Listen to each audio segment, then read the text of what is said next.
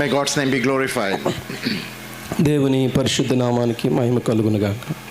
Are you all happy? అందరూ సంతోషంగా ఉన్నారండి? Paul says, rejoice in the Lord always. And again I say rejoice. పరిశుద్ధుడైన పౌలు గారు ఇలాగ అంటాడు కదా, ఆనందించుడి, మరలా ఆనందించుడి. I know you all are tired, but still we are reminded to be rejoicing in every circumstances. ప్రతి సందర్భంలో కూడా మనము ఆనందించగలిగినటువంటి ఒక గొప్ప అనుభూతి. మీరేం అలసిపోయారా? లేదు కదా? అయితే I was told that you all have eaten and come, so I don't have to look at my clock. కాబట్టి టైం ఎవరు చూడకండి, ఎందుకంటే మీరు అందరూ భోంచేసి వచ్చారు కదా. Everybody has eaten and come, right? అందరూ భోంచేసే వచ్చారు. Okay, But we need to have the spiritual food also. కాబట్టి ఆత్మ సంబంధమైనటువంటి ఆహారాన్ని మనం తినాలి. So we will read one portion from 2 Thessalonians chapter 1 and verse number 8 and 9. తెస్సలోనికి రాసిన 2వ పత్రిక 1వ అధ్యాయం 8-9 వచనాలు మనం చదువుకుంటాం. ప్రభువైన యేసు తన ప్రభావమును కనపరుచు దూతలతో కూడా పరలోకము నుండి అగ్ని జ్వాలలలో ప్రత్యక్షమై దేవుని నెరుగని వారికిని మన ప్రభువైన యేసు సువార్తకు లోబడని వారికిని ప్రతిదండన చేయునప్పుడు మిమ్మను శ్రమపరచువానికి శ్రమయు, శ్రమ పొందుచున్న మీకు మాతో కూడా విశ్రాంతియును అనుగ్రహించుట దేవునికి న్యాయమే. It says he will punish those who do not know God and do not obey the gospel of Lord Jesus Christ. ఇక్కడ ఏమని రాయబడిందంటే దేవుడు శిక్షిస్తాడంట. ఎవరినో తెలుసా? ఎవరైతే దేవుణ్ణి ఎరగరో, ఎవరైతే దేవుని మాటను వినరో వారికి దేవుడు శిక్షిస్తాడు. It says they will be punished with everlasting destruction. దేవుడు వారిని ఎలాంటి శిక్షిస్తాడంటే వారి నిత్యమైనటువంటి శిక్షా విధిని ఇస్తాడన్నాడు. Not only that, they will be shut out from the presence of the Lord. అంత మాత్రమే కాదు, వారు దేవుని సన్నిధి నుండి వారు ఇక ఎన్నటికీ కూడా రాకుండా వారు దూరం చేయబడతారు. And from the majesty of his power. ఎందుకంటే దేవుడు తన యొక్క శక్తి కలిగినటువంటి వాడు గనుక. So here Paul is rebuking those people who have not put their trust in Lord Jesus Christ. ఎవరైతే యేసు ప్రభువు మీద ఆధారపడరో అలాంటి వారిని దేవుడు వారిని తిరస్కరిస్తాడు అని చెప్తూ ఉన్నాడు. So Paul is telling to the people in Thessalonica, తెస్సలోనికలో ఉన్నటువంటి ప్రజలకు పౌలు గారి ద్వారా ఇలా మాట్లాడుతూ ఉన్నాడు. he is telling them, if you are not born again, as we just heard what is born again or saved, మీరు ఇంతవరకు విన్నారు కదా తిరిగి జన్మించడం అనేది ఏంటో అనే దాని గురించి, మీరు ఒకవేళ తిరిగి జన్మించకపోతే గనక then there is a punishment that is waiting for you. అయితే మీ కొరకు శిక్ష ఎదురు చూస్తూ ఉంది. And that punishment is eternal destruction. ఆ శిక్ష ఎలాంటిదో తెలుసా? శాశ్వతమైన నిత్యమైనటువంటి శిక్ష విధి. Not only that, you will be shut from the presence of the Lord, దేవుని సన్నిధిలో నుండి త్రోసివేయబడ్డ మాత్రమే కాకుండా, and from the majesty of his power that we read in verse number 9. 9వ వచనంలో మనం చదువుతున్నాము, దేవుని యొక్క శక్తి, దేవుని యొక్క సామర్థ్యాన్ని ఇక్కడ మనం చూస్తున్నాం. So this is a very serious subject that we have to deal with. ఈ యొక్క సాయంత్రం వేళ లేదా ఈ రాత్రి చాలా తీవ్రమైనటువంటి ఈ సంగతిని మనం అర్థం చేసుకోవాలి. When you read this verse, your body should shake and shiver. ఈ మాటలు వింటూ ఉన్నప్పుడు మన హృదయాలు లేదా మన యొక్క శరీరాలు ఒక ప్రకంపనం కలగాలి. So to understand this, you have to understand what is gospel. సువార్త అనగా ఏంటి అనేది అర్థం చేసుకోవాలి. So the gospel, Jesus' birth is gospel.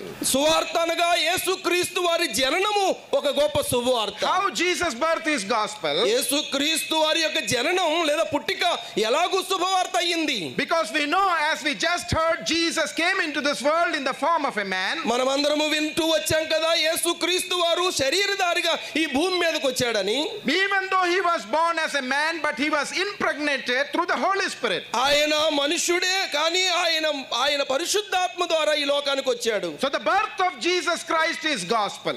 So యేసు క్రీస్తు వారి యొక్క జననం ఇది ఒక గొప్ప శుభవార్త. His birth was prophesied and it was fulfilled according to the prophecy. ప్రవక్తల ద్వారా ప్రవచించబడినటువంటి ప్రవచనాత్మకమైనటువంటి జననము యేసుక్రీస్తు వారి జననము. It was prophesied that Jesus Christ or the Messiah will be born, who will be the redeemer or the savior of the human race. ఆ యొక్క ప్రవచించబడినటువంటి ఆ ప్రవచన పురుషుడైనటువంటి యేసుక్రీస్తు వారు ఆయన తన ప్రజలకు విమోచకుడుగా, ఆయన తన ప్రజలకు రక్షకుడుగా మెస్సయాగా వస్తాడని చెప్పబడింది. In the history of human race there has been no birth like the birth of Jesus ఈ Christ. భూమి మీద ఎలాంటి యేసుక్రీస్తు వారి జననము లాంటి జననము ఈ ప్రపంచంలో ఎక్కడ జరగలేదు. We all have been born through the relationship between man and woman. మనమందరము కూడా స్త్రీ పురుషుడి యొక్క సత్సంబంధం ద్వారా పుట్టిన వారమే. And the scripture says any man born from man, or the relationship between man and woman, we carry the Adam sin in us. మనము ఈ భూమి మీద ఏ మతం కూడా చెప్పట్లేదు మనం అందరము మొదటి ఆదామైనటువంటి ఆ తల్లిదండ్రుల ద్వారా మనం అందరము పాపములో పుట్టామని. But Jesus was not born like that. కానీ యేసుక్రీస్తు వారు పాపములో అలాగ పుట్టలేదు. Yes, a woman was involved in the birth of Jesus Christ. అయితే యేసుక్రీస్తు వారి జననములో ఒక స్త్రీ పాత్ర ఉన్నది. Because he had to be a human, so he was born through a human. ఆయన మనుషుడుగా ఈ భూమి మీదకి రావాల్సి ఉన్నది కనుక ఆ మనుషుడు అవసరం అయ్యింది. He was God, he is God, and therefore he had to be born through the Holy Spirit. ఆయన దేవుడు కనుక ఆయన దేవుడిగా ఈ భూమి మీదకి రావాలి కనుక ఆయన పరిశుద్ధాత్మ దేవుని యొక్క అవసరం అయ్యింది. We are born as just as a human being. మనమందరము కూడా మనుషులుగా పుట్టాము. We don't have godliness in us, we are not God. మనం ఎవరం కూడా దేవుళ్ళం కాదు, మనలో దైవత్వం లేదు. Because we are born through the relationship between man and woman. కేవలము మన తల్లిదండ్రులు వారు మనుషులే, వారు మనుషులుగానే ఉన్నారు, వారి నుండి మనం మనుషులుగా పుట్టాం. But Jesus' birth was not like our birth. కానీ యేసుక్రీస్తు వారి యొక్క జననము మనలాంటి జననము కాదు. And that is why he is God and he is man himself. ఆయన మనుషుడుగాను ఆయన సంపూర్ణ దేవుడుగాను ఈ భూమి మీదకి వచ్చాడు. Therefore the birth of Jesus Christ is gospel. అందుకే యేసుక్రీస్తు వారి జననము అదొక శుభవార్త. Jesus' life is gospel. యేసుక్రీస్తు వారి జీవితం శుభవార్త. Because Jesus Christ, we know he had no sin in himself. ఎందుకంటే యేసు ప్రభువారిలో ఎలాంటి పాపము లేదు. In our life we have sin, we do sin, we commit sin, we think of sin. మనమందరం పాపం ఉంది, పాపం ఆలోచిస్తున్నాం, పాపం చేస్తా ఉన్నాము. He was God himself in the man form. కానీ దేవుడై ఉండి మనుషుడిగా ఈ భూమి మీదకి వచ్చిన We came here to live, but Jesus came to die. కానీ మనమందరం ఈ భూమి మీద పుట్టాం ఎందుకంటే బతకడానికి పుట్టాం. కానీ యేసు ప్రభువారు పుట్టాడు చావడానికే పుట్టాడు. Jesus came to do the will of the Father.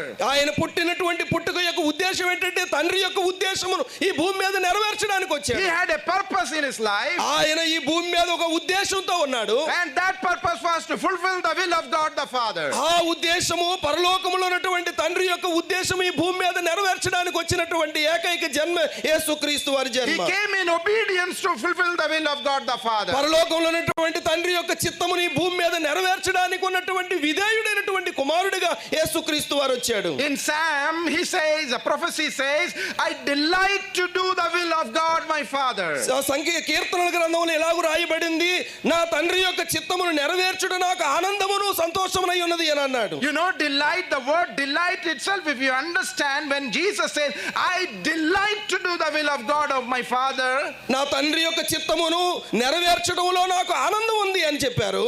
we delight to do many things. మనమందరము కూడా ఆనందించి అంటే చాలా విషయాల్లో ఆనందిస్తూ ఉంటాం. But Jesus Christ is saying, I delight to do thy will, and the will of the Father was to crush his son on that cross. యేసుక్రీస్తు వారు మనలాగా ఈ భూమి మీద ఎన్నో విషయాల్లో ఆనందించడానికి ఆయన రాలేదు, కానీ ఆయన తన తండ్రి యొక్క చిత్తముని ఈ భూమి మీద నెరవేర్చట్లోనే ఆనందం వ్యక్తపరిచాడు. He lived 33 and a half years in this earth. ఆయన ఈ భూమి మీద 33.5 సంవత్సరాలు జీవించాడు. He preached many, he healed many sick people. ఆయన అనేకమైనటువంటి వ్యాధిగ్రస్తులను బాగు చేశాడు. He gave eyes to the blind and legs to the lame. గుడ్డి వారికి చూపునిచ్చాడు, కుంటి వారికి కాళ్ళు ఇచ్చాడు. He did many miracles. ఆయన ఎన్నో అద్భుతాలు చేశాడు. People did not believe him. ప్రజలు ఆయన యందు విశ్వాసం ఉంచలేదు. He preached gospel and he changed the hearts of men, and yet people rebuked him. ఆయన సువార్త చెప్పినప్పటికీ ప్రజలు ఆయనను తిరస్కరించారు. His own close circle rejected him. ఆయన సొంత ప్రజలే ఆయనను వ్యతిరేకించారు. He never did anything wrong in his human being, in his human form. ఆయన శరీరధారిగా ఒక మానవ రూపంలో ఉన్నప్పటికీ కూడా ఆయన ఏ విధమైనటువంటి తప్పిదాన్ని ఆయన చేయలేదు. But every day we sin in our thought, in our action, in our mind, in whatever we do there is sin. మనమందరము కూడా ఆలోచనలో, చూపులో, తలంపుల్లో, ఉద్దేశాల్లో అన్నిట్లో పాపమే చేస్తాము. But in the life of Jesus, Pilate says, I find no fault in him. యేసు ప్రభువారిలో ఎలాంటి పాపము వెతకదామన్నా దొరకదు. There has been no human being who had a perfect life on this earth. ఈ భూమి మీద ఒక మనుష్యుడుగా, ఒక నరమాత్రుడుగా ఎలాంటి పాపము చేయనటువంటి ఏకైక వ్యక్తి విశేషం ప్రభు అయిన యేసు Jesus క్రీస్తు. Christ is the person who, being in the form of a man, committed no sin. There was no imperfection found in him. ఆయనలో ఎలాంటి అపవిత్రత మనం కనుగోలేము. ఆయన అసంపూర్ణుడు కాడు, ఆయన సంపూర్ణమైనటువంటి వాడుగా ఉన్నాడు. So the life of Jesus Christ is gospel. సువార్త, యేసు ప్రభు వారి యొక్క జీవితం శుభవార్త. He was taken to the cross and he was crucified on that cross. యేసు ప్రభు వారు శిలువ మాను మీద ఎక్కాడు. Jesus' death is gospel. ఆయన యొక్క మరణము కూడా శుభవార్త. Because there has been no death like the death of Jesus Christ in the history of mankind. ఈ భూ ప్రపంచంలో, చరిత్రలో యేసు ప్రభువులాగా మరణించినటువంటి మరణము మనం ఎక్కడా కనుగొనేము. He was taken to the cross and hung on that cross between two thieves.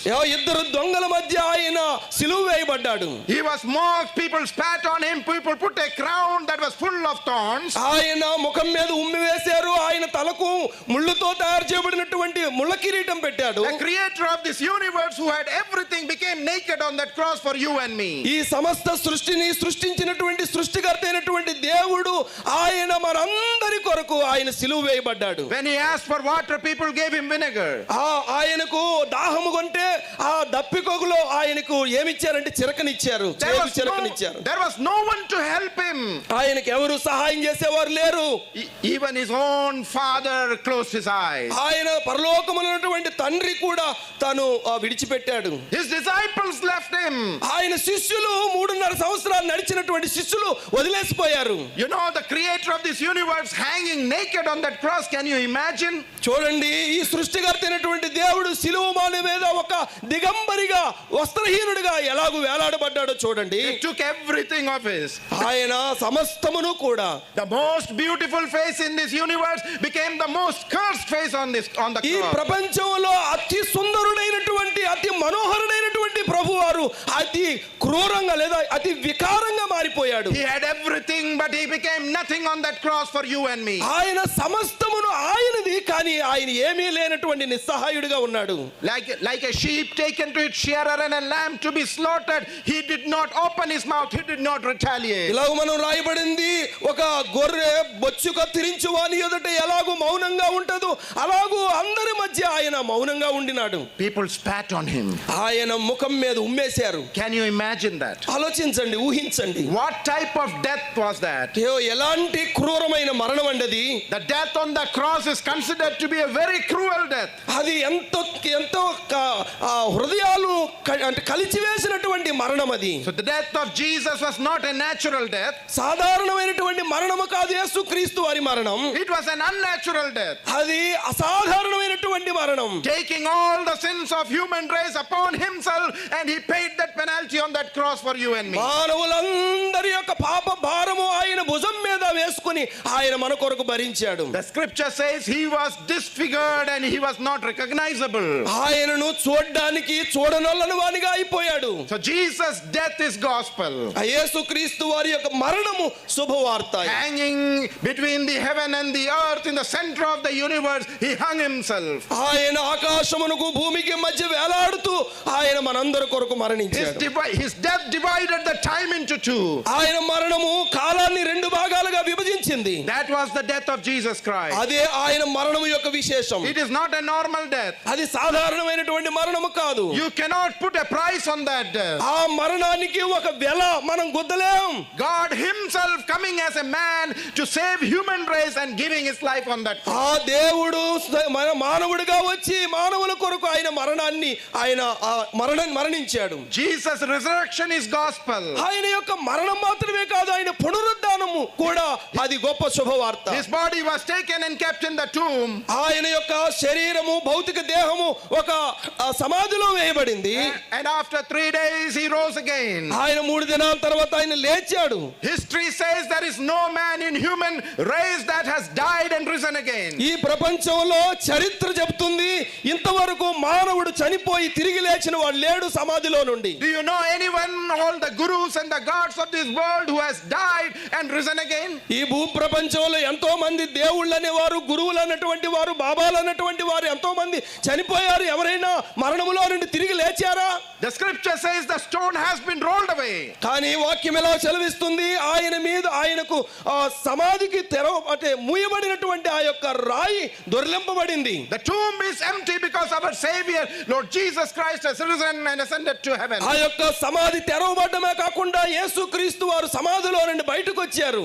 He rose again on the 3rd day. ఆయన 3వ దినాన మరణమును జయించి మృత్యుంజయుడు తిరిగి లేచాడు. Getting victory over death and sin. ఆయన మరణము మీద విజయమును సాధించాడు. Because he died, because he died and rose again, we are going to die and rise again. ఏమండి, ఆయన యందు విశ్వసించిన వారు కూడా ఆయన మరణించి తిరిగి లేచినట్టుగానే మనం కూడా తిరిగి లేవగలుగుతాం. So the resurrection of Jesus is gospel. ఆయన పునరుద్ధానము శుభవార్త అయ్యింది. So we saw the birth of Jesus is gospel. ఇంతవరకు మనం ఏం చూస్తూ వచ్చామంటే యేసుక్రీస్తు వారి జననం అది శుభవార్త. The life of Jesus Christ is gospel. యేసుక్రీస్తు వారి యొక్క జీవితం శుభవార్త. The death of Jesus Christ is gospel. యేసుక్రీస్తు వారి మరణం శుభవార్త. The resurrection of Jesus Christ is gospel. యేసుక్రీస్తు వారి పునరుద్ధానం కూడా శుభవార్తే. If Jesus would have just died and not resurrected, our salvation would not have been possible. ప్రియులారా, యేసు ప్రభు వారు చనిపోయి తిరిగి లేవకపోతే మనం ఇలా కూర్చుండే వాళ్ళం కాదు, మనం రక్షించబడడానికి అర్థమే లేదు. Then he would be just like another god of this world. ఈ లోకంలో ఉన్నటువంటి వారిలాగే మనం కూడా ఉండేవాళ్ళం. But we know where Jesus Christ is today. కానీ ఈ రోజు మన ప్రభు అయిన యేసుక్రీస్తు వారి గురించి ఆలోచించినప్పుడు He came and fulfilled the will of the Father. తండ్రి యొక్క దేవుని యొక్క చిత్తాన్ని ఈ భూమి మీద నెరవేర్చాడు. To pay the price for my sins and your sins. మనందరి యొక్క పాపము యొక్క శిక్షను ఆయన భరించి ఆ మూల్యాన్ని ఆయన చెల్లించాడు. He lived only 33.5 years. ఆయన కేవలం 33.5 సంవత్సరాలు ఈ భూ ప్రపంచంలో జీవించాడు. He accomplished the will of the Father. ఆయన తండ్రి యొక్క చిత్తమును పరిపూర్ణంగా ఈ భూమి మీద నెరవేర్చాడు. He left his throne and came into earth. ఆ యొక్క మహిమ సింహాసనాన్ని విడిచిపెట్టి ఈ భూమి మీదకి వచ్చాడు. Now in Psalm 110 and verse number 1 we read, 110 ఇలాగో మొదటి వచనం ఇలా చదువుతాం. Sit thou at my right hand till I make thine enemies thy footstool. ఏమండి, ఇలా రాయబడింది, ఆయన సింహాసనం మీద కూర్చునబోతున్నాడు, ఆయన పొడిచిన వారు కూడా ఆయన చూస్తారు అని. So Jesus Christ is seated at the right hand of God the Father. యేసుక్రీస్తు వారు తండ్రి కుడి పార్శ్వమున ఆయన ఆసీనుడై ఉన్నాడు. His purpose to come on the earth was to pay the price for my sins and your sins. ఆయన ఈ భూమి మీదకు రావడానికి గల ఉద్దేశము, ఆ ఉద్దేశాన్ని భూమి మీద నెరవేర్చాడు. ఆ ఉద్దేశము మనందరి పాపముల కొరకు మూల్యం చెల్లించడమే ఆ ఉద్దేశం అయి ఉండింది. So that we could be reconciled with the Father. ఇప్పుడు తండ్రి అయినటువంటి దేవునితో మనందరికీ కూడా సత్సంబంధాన్ని ఏర్పరిచాడు. So that we could come before him any time with our prayers and supplication. ఆ దేవుని సన్నిధికి మనం ధైర్యంతో ఆయన కృపాసనం యొద్దకు వచ్చి తండ్రి నాయనా అని పిలవగలుగుతాం. There was a wall because of the sin and the disobedience hindered us to get access into the holy of holies. కానీ ఒకప్పుడు ఆ తండ్రితో సత్సంబంధం కలిగి ఉండకపోవడానికి గల కారణము మన పాపమే ఆయనకి మనకు అడ్డుగా వచ్చినాయి. But we are reminded the veil has been rendered open from top to bottom. కానీ ఏమైందో తెలుసా, ఆయన యొక్క మరణము ద్వారా పైనుండి కింద వరకు ఆ యొక్క అడ్డు తెర, ఆ అడ్డు బండ, ఆ యొక్క అంతరాయము తొలగించబడింది. The very heart of Jesus Christ that was broken for you and me, and it is because of that we have that access into the holy of holies. ఆయన యొక్క హృదయం మన కొరకు పగిలిపోయిన కారణం చేత మనం అందరం ఇప్పుడు ఆయన సన్నిధికి రాగలుగుతున్నాము. But do you know, is he going to sit there as he's sitting now forever? ప్రియులారా, ఆయన ఇప్పుడు ఎలాగైతే పరలోకములో తండ్రి కుడి పార్శ్వన ఆసీనుడై ఉన్నాడు, మనం కూడా ఒక రోజు ఆయనతో పాటు కూర్చుండబోతున్నాము. No. It is his father's throne where he is sitting now. It is his father's throne where he is sitting now. మనము తండ్రి యొక్క సింహాసనం మీద కూర్చున్నాడు ఆయన. Because it says in Psalm 110:1, sit thou at my, that is the father's right hand. That's what it says. యేసు ప్రభువు అన్నారు, తండ్రి కుడి పార్శ్వన ఆయన సింహాసనం మీద కూర్చున్నాడు. Till I make thine, that is Jesus, thine enemies thy footstool. అయితే ఆయన శత్రువులైనటువంటి వారందరినీ ఆయన పాదాల దగ్గర త్రొక్కివేయబోతున్నాడు. So now he is sitting there. ఆయన అక్కడ కూర్చున్నాడు. He is seated in heaven ఆయన పరలోకంలో కూర్చున్నాడు. as my high priest and your high priest. ఎందుకంటే ఆయన నీకు నాకు మనందరి కొరకు ఆయన ప్రధాన యాజకుడిగా మనందరి కొరకు ఆయన పని చేస్తూ ఉన్నాడు. As our advocate. ఆయన మన యొక్క ఉత్తరవాది.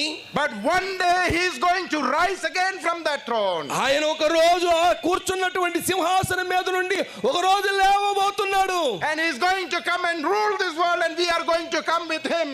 ఆయన ఒక రోజు లేచి ఈ భూ ప్రపంచాన్ని ఆయన ఏలబోతూ ఉన్నాడు, రాజుగా పరిపాలించబోతున్నాడు. What a great God we have. ఆ యొక్క రాజు దగ్గర మనం అందరము కూడా ఉండబోతున్నాము. అంత గొప్ప దేవుడు మనం కలిగి ఉన్నాం. Paul is saying this is the man who gave his life for you and me. అందుకే అంటున్నాడు, మనందరి కొరకు ఈ ప్రభు మన కొరకు వచ్చాడు, మన కొరకు మరణించాడు, మన కొరకు సమాధి చేయబడి తిరిగి లేచాడు. If you accept this gospel, that is Jesus Christ, you are going to be born again, you are going to be saved. ఈ సత్యాన్ని ఎవరైతే విన్నారో, విన్నటువంటి వారు అంగీకరించారో, అంగీకరించినటువంటి వారు అందరూ దేవుని పిల్లలుగా తిరిగి జన్మించినటువంటి అనుభవంలోనికి రాగలుగుతున్నారు.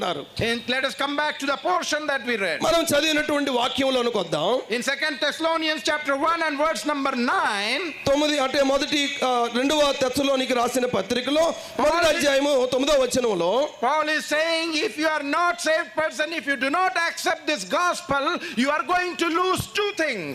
ప్రియులారా, ఇక్కడ యేసు ప్రభు వారి యొక్క శుభవార్తను, ఈ సత్య సువార్తను ఎవరైతే వినరో లేకపోతే అంగీకరించరో వారికి రెండు విషయాలు జరుగుతాయి అని రాయబడింది. So when you don't believe in him, when you do not get born again, you are going to lose two things. నీవు యేసు ప్రభువునందు విశ్వాసం ఉంచకపోతే, అనగా తిరిగి జన్మించే అనుభవం లేకపోతే నీవు నష్టపోయేవి రెండు విషయాలు. What are the two things? ఆ రెండు ఏంటో తెలుసా? Verse number 9 says, 9వ వచనంలో ఎలా రాయబడింది? he loses the presence of the Lord. That is the first thing. అక్కడ మొదటిగా ఏమని రాయబడింది? ఏమి నష్టపోతాడో తెలుసా? దేవుని యొక్క సాన్నిధ్యాన్ని. And what are you going to lose? The second thing? రెండో విషయం ఏమి నష్టపోతారో తెలుసా? he loses the majesty of his power. ఆ దేవుని యొక్క శక్తి లేదా సామర్థ్యము. My dear brothers and sisters, if you do not believe in this gospel, if you do not believe in Jesus Christ, you are going to lose these two things. ఈ రెండు విషయాలు ఒక వ్యక్తి యేసు ప్రభువునందు విశ్వాసం ఉంచినటువంటి వాడు నష్టపోయే విషయాలు. But you are going to gain one thing. అయితే ఒకటి మీరు పొందుకుంటారు, ఒకటి మీరు పొందుకుంటారు. What are you going to gain? ఏం పొందుకుంటారో తెలుసా? It says in verse number 9 itself. మళ్ళీ 9వ వచనంలో ఇలా రాయబడింది. It says eternal destruction, everlasting destruction. నిత్య నాశనము, దండన వారు పొందుతారు. You know, in the book of Proverbs, సామెతల గ్రంథంలో it very clearly says man is created for eternity. మానవుడు నిత్యత్వం కొరకు సృష్టించబడ్డాడు. When God created human being, they were created for eternity. దేవుడు మానవుని భూమి మీద సృష్టించడానికి ప్రారంభించినప్పుడు, ఆయన సృష్టించినప్పుడే ఆ మానవుణ్ణి నిత్యత్వం కొరకు, శాశ్వత కాలం కొరకు సృష్టించాడు. Whether you are a child of God, whether you are born again person or you are not born again or unbeliever, eternity is yours. ప్రియులారా, నిత్యత్వం అనేది నమ్మినా నమ్మకపోయినా, రక్షించబడినా రక్షించబడకపోయినా వారందరికీ కూడా, భూమి మీద పుట్టిన వారందరికీ కూడా నిత్యత్వం ఖాయము.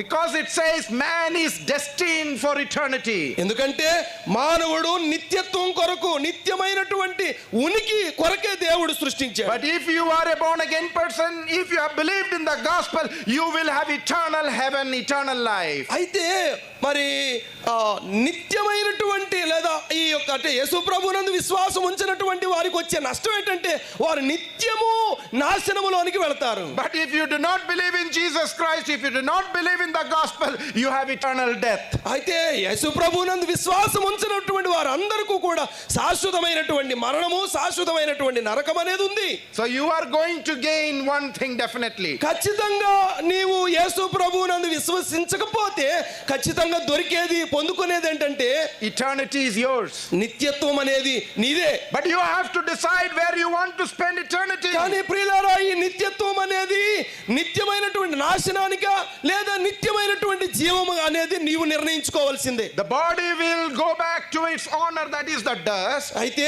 ఈ యొక్క శరీరము భూమి యొక్క మట్టిలో నుండి లేదా ఈ యొక్క ధూళిలో నుండి తీయబడింది. But the soul came from heaven and the honor is there and the soul will go back to its honor. ఈ మట్టిలో నుండి తీయబడినటువంటి ఈ యొక్క మన్నులో నుండి మన్నుకు దేవుడు ఏం చేశాడంటే ఆ పరలోకములో నుండి వచ్చినటువంటి ఆ ఊపిరి లేదా గాలి అది ఈ మట్టికి మహిమనిచ్చింది. So you have to decide where you want to spend your eternity. అయితే ఈ యొక్క మనుషుడు మరి నిత్యత్వము కొరకు సృష్టించబడ్డాడు కనుక ఈ నీవు నిర్ణయించుకోవాలి, నిత్యమైనటువంటి దేవుని రాజ్యమా లేదా నిత్యమైనటువంటి శిక్ష అనేది. But eternity belongs to you and me. నిత్యత్వం అనేది మనందరిది కూడా. Now we know that God is going to judge everyone. అయితే దేవుడు ఈ భూమి మీద ప్రతి మానవుడిని శిక్షిస్తాడు. Let us see a few examples how he judged people. ఎలాగో దేవుడు ప్రజలను శిక్షిస్తాడు అనేది కూడా కొన్ని విషయాలు చూద్దాం. We will see Matthew chapter 24 మత్తయి సువార్త 24వ అధ్యాయంలో and verse 38 and 39. 38 39 వచనాలు మనం చదువుతాం. For in the days before the flood, people were eating and drinking, marrying and giving in marriage up to the day Noah entered the ark, and they knew nothing about what would happen until the flood came and took them all away. That is how it will be at the coming of the Son of Man. జలప్రళయమునకు ముందటి దినములలో నోవాహు వాడలోనికి వెళ్ళిన దినము వరకు వారు తినుచు త్రాగుచు పెండ్లు చేసుకొనుచు పెండ్లికిచ్చుచుండి జలప్రళయం వచ్చి అందరినీ కొట్టుకొని పోవు వరకు ఎరుగక పోయిరి. అలాగునే మనుష్య కుమారుని రాకడ ఉండును. What was happening during the time of Noah? నోవాహు కాలంలో ఏం జరిగింది? It says they were eating and drinking. That means they were rejoicing, no tension. వారు అందరూ కూడా చాలా ఆనందంలో ఉన్నారు. వాళ్ళందరూ Marrying and giving in marriage. వారందరూ కూడా పెళ్లి చేసుకున్నారు, పెళ్లికి ఇచ్చుకుంటున్నారు. And during that time Noah was preaching about repentance. వారందరూ కూడా ఇలాంటి ఆనంద పరవశంలో ఉంటే నోవాహు వచ్చి ప్రసంగం చేస్తా ఉన్నాడు. He was saying to repent and to know the God of the universe. ఏం ప్రసంగం చేస్తున్నాడంటే ఈ యొక్క సృష్టికర్త అయినటువంటి దేవుని గురించి మీరందరూ మారు మనసు పొంది ఆయన వైపు తిరగండి అని ప్రసంగం చేస్తా ఉన్నాడు. He said judgment is going to come as a flood. ఇదిగో మీరందరికీ లోకమంతటికి కూడా తీర్పు రాబోతుంది. ఆ తీర్పు జలప్రళయము మూలంగా రాబోతుంది అన్నాడు. None of you are going to survive. ఎవరు కూడా మిగిలి ఉండరు అని చెప్పాడు. Everyone laughed. అందరూ కూడా నవ్వారు ఈ మాట విని. Because no one had seen flood. ఎందుకంటే అంతవరకు అది వరకు ఎవరు కూడా ఈ యొక్క జలప్రళయం రావడం అనేది వారికి తెలియదు. Nobody had seen rain. వర్షం రావడం అనేది కూడా వారికి తెలియదు. So they laughed at Noah. వారందరూ కూడా నవ్వారు నోవాహును చూచి. But we know what happened. ఏం జరిగిందో? Everyone apart from Noah's family was destroyed. ఆ నోవాహు కుటుంబం తప్ప అందరూ చనిపోయారనే సంగతి మనకు తెలుసు. What is happening today? ఇప్పుడు ఏం జరుగుతుంది? Everybody is busy with their own life. ఈ భూమి మీద అందరూ వారి జీవితంతో చాలా అవిరామముగా తిరుగుతూ ఉన్నారు. No time for God. దేవునికి సమయం లేదు. We are doing all our business as normal. మనం ఈ భూమి మీద చాలా మన వ్యాపకాలతో ఉన్నాం. People are marrying and giving into marriage. పెళ్లి చేసుకున్నాం, పెళ్లికి ఇస్తున్నాము, పెళ్లికి వెళ్తున్నాము, పెళ్లిని చూస్తూ ఉన్నాం. There is no God in their life. కానీ దేవుడు లేడు వారి జీవితంలో. Why do I need God? ఎందుకు మాకు దేవుడు అవసరము అంటున్నారు. I have good health. నాకు మంచి ఆరోగ్యం ఉంది. I have wealth. మంచి మనకి డబ్బు ఉంది. I have good qualification. నాకు మంచి ఉద్యోగం ఉంది. I have good job. నాకు మంచి చదువు ఉంది. Oh, why do I need God? నాకెందుకంటే దేవుడు. I am a happy man. నేను చాలా సంతోషంగా ఉన్నాను కదా. Heaven and earth is is fake. ఇదంతా పరలోకము ఈ నరకం అనేది ఉట్టి నాటకం, ఇదంతా బూటకం అంటున్నారు. People are mocking and laughing God. కానీ దేవుడు అంటే ప్రజలు నవ్వుతూ ఉన్నారు. They are saying this universe was created because of a bang. ఇదంతా కూడా, ఈ సృష్టి అంతా కూడా ఒక పెద్ద పేలుడు ద్వారా ఇదంతా సంభవించింది. They cannot understand how there is a God. కానీ దేవుడు ఉన్నాడు, ఇదంతటికి దేవుడే కారకుడు అన్నటువంటి ఈ సత్యాన్ని వారు అర్థం కావట్లేదు. Today evening we are also preaching about repentance and judgment and coming wrath of God in each one of us. అయితే ఈ రాత్రి కూడా దేవుని యొక్క రాబోతున్న తీర్పు, దేవుని కోపము, దేవుని యొక్క మహా తీర్పును గురించి కూడా చెప్పబడుతుంది. I know when we are preaching the gospel there are many people who have closed their eyes, they are laughing, they are mocking in their mind. కానీ చాలా మంది మనసులో ఈ ఆలోచనలు వింటూ ఉన్నప్పుడు నవ్వుకుంటూ ఉన్నారు. But my dear brothers and sisters, you will miss the bus. కానీ ప్రియులారా, ఒక రోజు మీరు bus తప్పిపోతారు. Because once you are dead you cannot turn back from there. ఒకసారి చావు అనేది నిన్ను తడితే తర్వాత మళ్ళీ నీకు కనబడవు. You know the story of the rich man and Lazarus? మీ అందరికీ తెలుసు ఆ యొక్క ధనవంతుడు దరిద్రుడైన లాజరు సంభవాన్ని. Both of them died. వారిద్దరూ చనిపోయారు. And the rich man is seeing Lazarus, who was a beggar, sitting at the bosom of Abraham. Abraham రొమ్మున ఆనుకోవడానికి కొనుపోబడినటువంటి దరిద్రుడైనటువంటి లాజరు అనేవాడు అక్కడ ఉండడం అనేది నరకంలో ఉన్నటువంటి ధనవంతుడు చూసి వాడు ఏడుస్తూ ఉన్నాడు. He was burning in that fire and he was struggling with pain. ఈ యొక్క ధనవంతుడు నరకంలో యాతన అనుభవిస్తున్నాడు. And he sees Lazarus enjoying. లాజరు ఆ యొక్క తండ్రి లేదా అబ్రహాము కుడిపార్శ్వాన్ని చూసి ఆనందిస్తున్నటువంటి చూశాడు. And do you know what the rich man told? ఆ యొక్క ధనవంతుడు ఈ నరకంలో ఉండి ఏమన్నాడు తెలుసా? Send Lazarus with a drop of water in his finger so that he may quench my thirst. I need a drop of water. అబ్రహాముని పిలిచి అంటున్నాడు, తండ్రి నీ కుడిపార్శ్వం లేదా నిన్ను ఆనుకున్నటువంటి ఆ యొక్క దరిద్రుడైనటువంటి లాజరుని పంపించండి, ఆయన చిలకడ వేలుతో నా యొక్క నాలిక దాహాన్ని తీరుస్తాడు అని అంటున్నాడు. You know the reply of Abraham? Abraham ఏం సమాధానం ఇచ్చాడో తెలుసా? There is a big chasm between heaven and hell, or between Abraham or Lazarus on the bosom of Abraham and you. ప్రియులారా, ఆయన ఏమన్నాడో తెలుసా? ఇదిగో నీకును మాకును నరకానికి పరలోకానికి చాలా అగాధం ఉంది, అంతరాయం ఉంది అన్నాడు. You know, it is like have you seen aeroplane? మీరు ఎప్పుడైనా ఏరోప్లేన్ చూసారా? You know how does the aeroplane move back? ఈ యొక్క ఏరోప్లేన్ వెనక్కి ఎలా వెళ్తుందో తెలుసా? There is no back gear, reverse gear. ఆ విమానం అనేది వెనక్కి అనేది వెళ్ళడం అనేది సాధ్యం కాదు. The plane can only move forward. ఎప్పుడు కూడా మనము కారు లాగా మిగతా వాటిలాగా వెనక్కి వెళ్ళడం అనేది దానికి ఉండదు, ఎప్పుడు ముందుకు వెళ్ళిపోవడమే. So for the plane to move back somebody has to push it. అంటే ఒక విమానం ఒకవేళ వెనక్కి వెళ్ళాలంటే ముందు నుండి కొందరు తోస్తే తప్ప అది వెనక్కి వెళ్ళేది కాదు. So Abraham is telling the rich man, nobody can push Lazarus to this side, nor you can come to this side. Lazarus Abraham అంటున్నాడు, నిన్ను ఒకవేళ తోసి నువ్వు వెనక్కి ఇక్కడికి రావడానికి జరిగేది కాదు, లేదా లాజరుని ఎక్కడి నుండి తోసి అక్కడ పంపించడానికి కుదిరేది కాదు. Because there is only one entry door.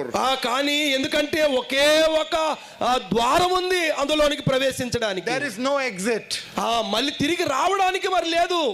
If you are in heaven you will be in heaven. నీవు పరలోకంలో ఉండడానికి వెళ్ళావా, పరలోకంలోనే తప్ప మరి ఇంకా రావడానికి. Hell you will be in hell for eternity. నీవు నరకానికి వెళ్ళావా, నరకంలోనే మళ్ళీ తిరిగి రావడానికి మరి లేదు, నరకంలోనే ఉండాల్సింది. Then what did the rich man say? అప్పుడు ఈ యొక్క ధనవంతుడు ఏమన్నాడు తెలుసా? Okay, if that is the case, అలాగైతే నేనేం చేస్తాను? Then send Lazarus to my family. అయితే ఒక పని చెయ్యు, ఆ యొక్క లాజరుని నా కుటుంబం దగ్గరికి పంపించు. I don't want my family to come to this place of torment. నా యొక్క అన్నదమ్ములు, నా కుటుంబస్తులు ఈ నరకానికి నేను అనుభవిస్తున్న ఈ వేదన స్థలానికి రాకూడదు. You know the pain that he was going through. ఆయన అనుభవిస్తున్నటువంటి బాధ ఆయనకి తెలిసింది. Then what did Abraham say? Abraham ఏమన్నాడు తెలుసా? Even if I send a dead person who is alive from heaven to the earth, they are not going to believe him. ఒకవేళ భూమి మీద చనిపోయి ఈ పరలోకంలోకి వచ్చినటువంటి వాడిని మళ్ళీ భూమి మీద పంపిస్తే వాళ్ళు మాట వినరండి. Do you know why? ఎందుకో తెలుసా? You know, if you have your relative dead, ఒకవేళ మీ బంధువులు ఎవరో చచ్చిపోయారు అనుకోండి, and if they come tomorrow night in your house, రేపు రాత్రికి వచ్చారు అనుకోండి మీ ఇంటికి, what will you do? ఏం చేస్తారు? You will all run away. ఓ మీరు ఇంకా పరుగే పరుగు. Oh, you will say bhoot bhoot bhoot, అయ్యో భూతం వచ్చింది, దయ్యం వచ్చింది, దయ్యం అయిపోయి వచ్చాడు అంటారు మళ్ళీ. So you will run away because you are scared of that person. ఎందుకంటే ఆ వ్యక్తి చనిపోయి తిరిగి లేవడం అనేది ఊహించడం జరిగేది కాదు, అది కేవలం భూతమో దయ్యం అనుకుని మనం భయపడి చస్తాం అంతే. Abraham's reply was marvelous.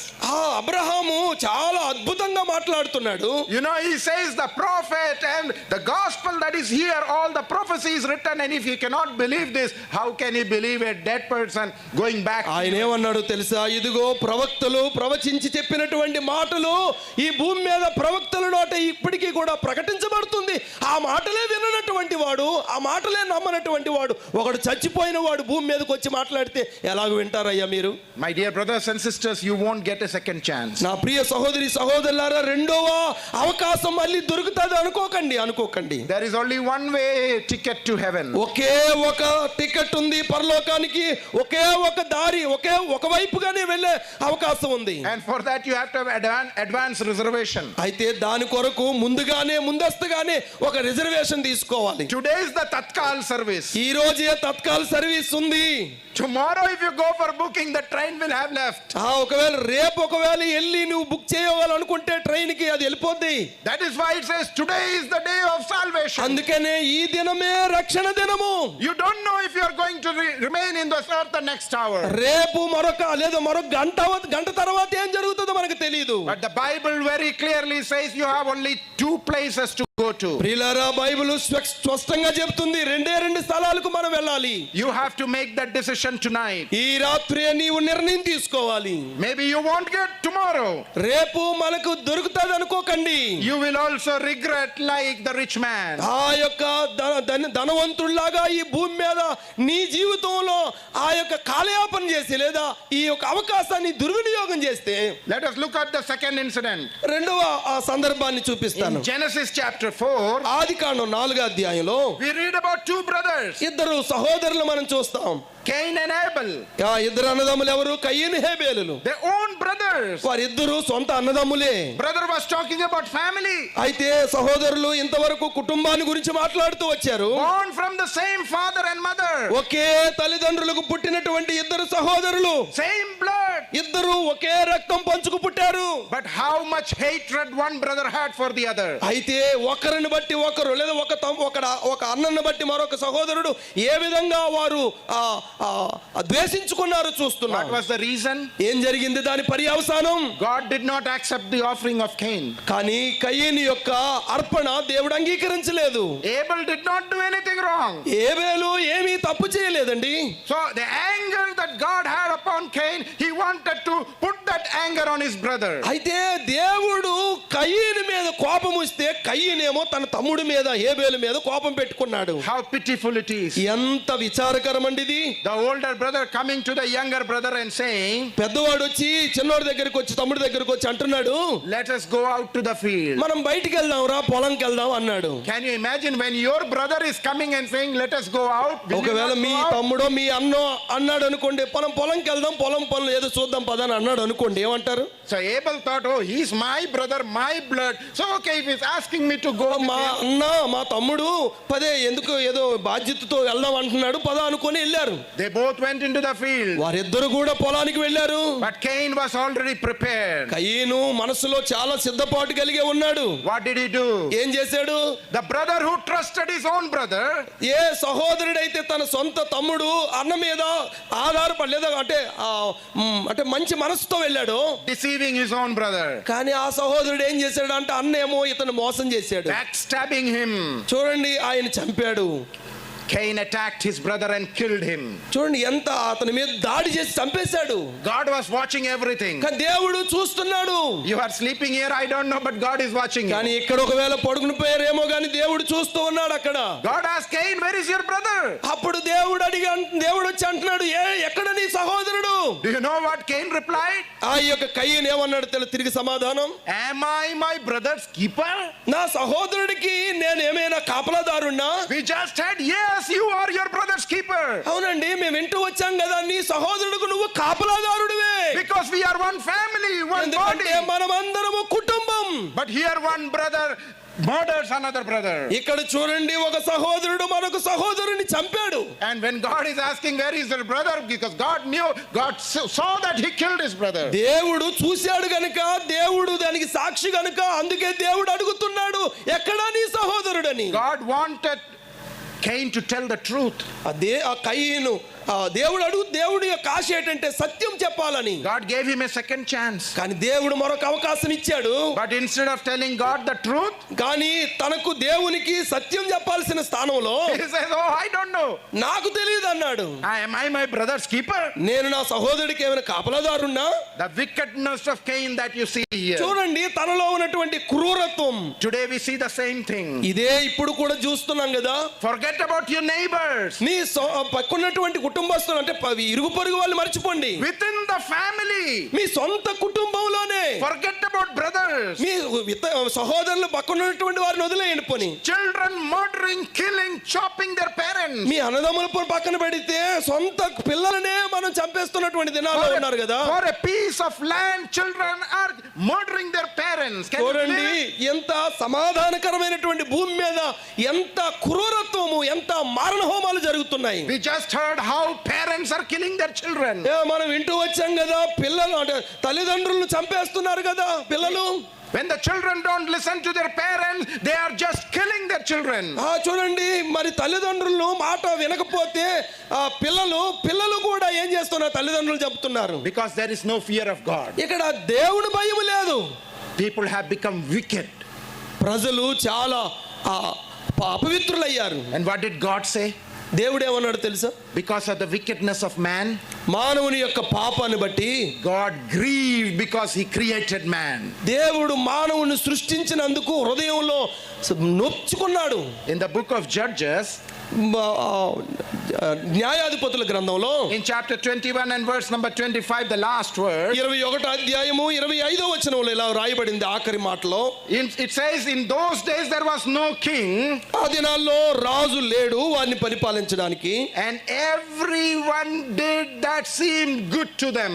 అయితే వారికి తోచినట్టుగా, వారికి అనుకున్నట్టుగా వారు సాగిపోయారు. Whatever they seemed good to their eye, they did it. వారి కన్నులకి ఏది మంచి అనిపించిందో అది అలాగూ చేసుకొని వెళ్ళిపోయారు. The life or the value of a human being is life worse than dogs. చూడండి, మనిషి యొక్క జీవితం యొక్క విలువలు పూర్తిగా ధ్వంసమైపోయాయి. Look at the killing happening all around the globe. ఈ ప్రపంచాన్ని ఒకసారి చూడండి. People are shooting each other. ఒకరినొకరు చంపుకుంటున్నారు. They are taking the machetes and killing the people. చూడండి, ప్రజలను చంపి వాళ్ళు ముక్కలుగా చేస్తూ ఉన్నారు. A little argument, they take the gun and shoot the human being. చిన్న సంఘర్షణ జరుగుతుంది, వెంటనే వాడు కోపావేశంతో కాల్చి చంపేస్తూ ఉన్నారు. That is the wickedness that we have come to. చూడండి, అలాంటి ఒక క్రూరత్వము, అలాంటి ఒక పాపం అనేది ఈ భూమి మీద మనం చూస్తున్నాం. Though we have come down, మనము ఈ భూమి మీద ఎంత దీని స్థితికి వచ్చాము. but God is going to judge you and me. కానీ దేవుడు అందరినీ శిక్షించడానికి సిద్ధంగా ఉన్నాడు. If God could judge Cain, God is going to judge you also and me also. ప్రియులారా, దేవుడు న్యాయాధిపతి అయితే, ఆయన తీర్పు తీర్చేవాడు అయితే అందరినీ తీర్పు తీరుస్తాడు. నిన్ను నన్ను కాడు, అందరినీ కూడా. In Genesis 6:12, ఆదికాండము 6:12లో it says like this, ఇక్కడ ఇలా రాయబడింది, God saw how corrupt the earth had become, for all the people on the earth had corrupted their ways. ఈ భూమి మీద మానవులందరూ కూడా వారు తనకిష్టానుసారంగా మరి దుర్మార్గులై వారు జీవిస్తూ ఉన్నారని చూస్తున్నాం. We are talking about the days of Noah. నోవాహు కాలంలో ఉన్నటువంటి ఈ సంఘటన మనం చూస్తాం. We are no different from the times of Noah. ఈ నోవాహు కాలంలో ఉన్నట్టుగానే అలాంటి కాలంలోనే మనం కూడా ఉన్నామండి. We are in a time that is worse than the time of Noah. నోవాహు దినాల్లో ఉన్నటువంటి కాలం కంటే అంతకంటే దరిద్రకరంగా, లేకపోతే ఇంకా హీనమైనటువంటి కాలంలో మనం ఉన్నాం. This morning we were remembering about Sodom and Gomorrah. ఉదయకాలము సొదొమ గొమొర్రా గురించి మనం ధ్యానిస్తూ వచ్చాం. Lot pleaded to the men of Sodom and Gomorrah not to touch the guest in his house. Sodom and Gomorrah, the guest in the house of Lot. లోతు యొక్క ఇంటిలో ఒక గెస్ట్లు వచ్చారు, లేదా ఒక అతిథులు వచ్చారు. These men wanted to have sex with the men. చూడండి, ఈ మనుషులందరూ కూడా ఈ పురుషులందరూ కూడా వచ్చినటువంటి అతిథులైనటువంటి పురుషులతో వారు అక్రమ సంబంధం పెట్టుకోవాలని What ఆశించారు. is happening today? ఈ రోజు చూస్తున్నటువంటి సంభవాలు మనకు తెలుసు. Man having sex with man and woman having sex with woman, gay and lesbian. ఏమండి అంటే మానవుడు అంటే పురుషుడితోను స్త్రీతో కూడా అవాంఛనీయమైనటువంటి అక్రమ సంబంధాలు పెట్టుకోవడానికి ఈ రోజు చూస్తూ ఉన్నాం. And what was the statement of Jesus in the Gospel of Mark that we learned today? మనం చదువుతున్నటువంటి మార్కు సువార్తలో ఏం చదువుతున్నాం? యేసు ప్రభువారు ఏమన్నారు? Capernaum was no better than Sodom and Gomorrah. ఏమండి సొదొమ కన్నా కపెర్నహూము మంచిది అన్నాడు. Jesus regretted doing miracles and preaching in Capernaum. ఆ కపెర్నహూమును చూసి చాలా ఆయన అసహించుకున్నాడు. Therefore in Matthew he says, woe unto you, Capernaum. కపెర్నహూమా ఎంతో నీకు కష్టం, ఎంతో ప్రమాదం అని చెప్పాడు. If these miracles that I did in your city, if I would have done in Sodom and Gomorrah, it would have stayed. ఏమన్నాడంటే యేసు ప్రభువారు, అయ్యో కపెర్నహూమా నీ మధ్య అంటే ఆ రోజు ఆ యొక్క సొదొమ గొమొర్రాలో అద్భుతం చేసి ఉంటే వాళ్ళు ఎప్పుడో బాగుపడేవారు, కానీ నీ మధ్య ఇన్ని అద్భుతాలు చేసినా మీరు మారు మనసు పొందలేదు అన్నాడు. We are no better than Sodom Gomorrah, no better than Capernaum. ఏమండి మనం ఏమి సొదొమ గొమొర్రా కంటే గొప్పోళ్ళమి కాదు, మంచోళ్ళమి కాదు, అలాగని కపెర్నహూము కంటే అంతకంటే ఉత్తమం అంతకన్నా కాదు. All sorts of wickedness have creeped into our life. మన యొక్క జీవితంలో అన్ని రకాలైనటువంటి ఆ పాపము, అన్ని రకాలైనటువంటి దుర్మార్గత మనలో పాకొచ్చింది. Forget about your life. In our assemblies, all sorts of wickedness have entered. ఏమండి ఎంత విచారం అంటే మన కుటుంబాల్లోనే, మన సమాజంలోనే కాదు, మన యొక్క సంఘంలో దాపరించింది. Bible says God hates divorce.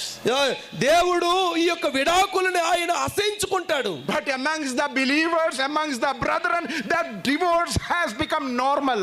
చూడండి ఎంత విచారం అంటే అంటే ఏడవలసినటువంటి విషయం అంటే సంఘాల్లో కూడా దేవుని ప్రజలు అనుకుని చెప్పినటువంటి వారిలో కూడా విడాకులు తీసుకుంటున్నారు. ఇది సర్వసాధారణంగానే దాని గురించి ఏ చింత లేకుండానే ఉన్నాము. Today also people hear the gospel. ఈ రోజు కూడా సువార్త వింటున్నారు. They read the Bible. Bible చదువుతున్నారు. They come to church. చర్చికి వస్తున్నారు. They sing beautiful songs. అద్భుతమైనటువంటి పాటలు పాడుతున్నాం. When you look at them, they are believers. వారిని చూడగానే మరి పరలోకం నుండి దిగి వచ్చినటువంటి విశ్వాసుల్లాగా ఉన్నాం. But do you know that they are really saved people? కానీ నిజంగా వారు రక్షించబడినటువంటి విశ్వాసులేనా? In the epistle of John it says false teachers will creep into the assemblies.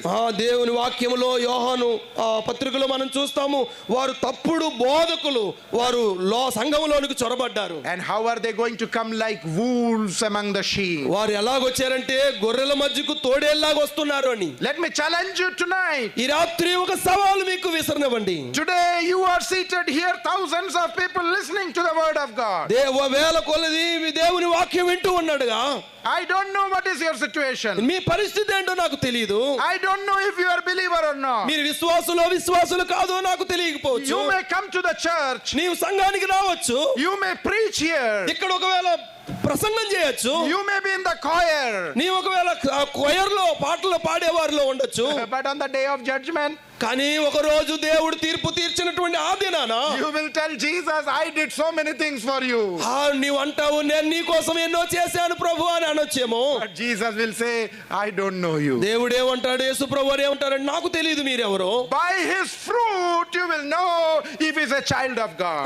నీ యొక్క సత్ప్రవర్తన అనే ఫలాన్ని బట్టి నీవు విశ్వాసు కాదని తేలిపోద్ది. Examples after examples where the judgment and the wrath of God fall on human race. ఈ భూమి మీద దేవుని యొక్క తీర్పు రాబోతుందని చెప్పడానికి ఎన్నో ఉదాహరణల మీద ఉదాహరణలు దేవుడు చెప్పుకుంటూ వచ్చాడు.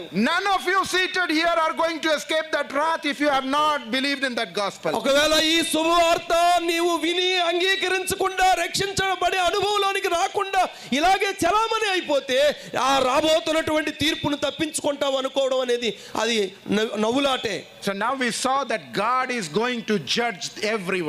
పిల్లరా, దేవుడు అందరినీ శిక్షిస్తాడనేది మనం ఇంతవరకు వింటూ వచ్చాం. Now when is he going to judge? ఎప్పుడు శిక్షిస్తాడండి ఇది? Oh, you may say, since I am born, I am listening, I am hearing Jesus is going to come very soon. When is he going to come? Thousands of years have passed. He has not yet come.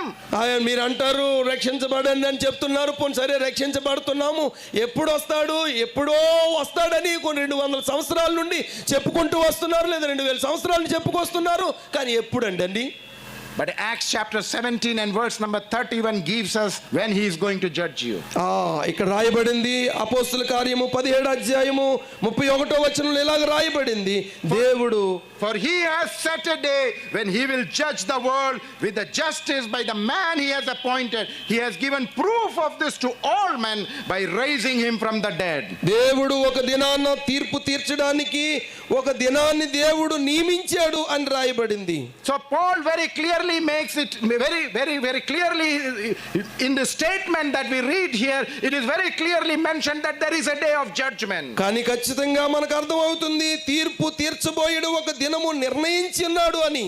Not only he is saying he is going to judge the world, and who is going to judge the world? అయితే ఎవరు శిక్షించబడతారు లేదా ఎవరు తీర్పు తీర్చబడతారు?